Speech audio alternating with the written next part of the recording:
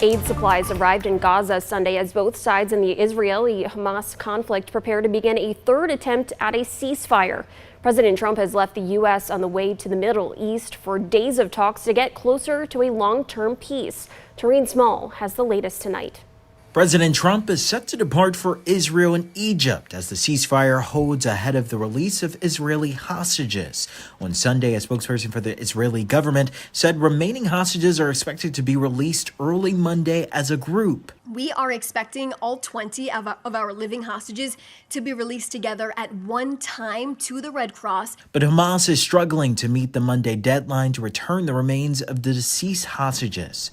We are looking forward anxiously to seeing our hostages back home tomorrow, the latest, and see all the hostages, including the hostages who are not alive anymore. On Sunday, the president of Israel praised President Trump for his role in facilitating a peace agreement.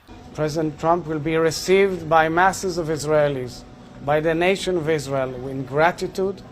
President Trump will address the Israeli parliament on Monday before traveling on to Egypt, where he's expected to meet with Egypt's president and leaders from more than 20 countries to discuss peace in Gaza and the Middle East. This is a very special event. They had 500,000 people yesterday and today in Israel, and also the Muslim and Arab countries are all cheering. Everybody's cheering at one time. That's never happened before.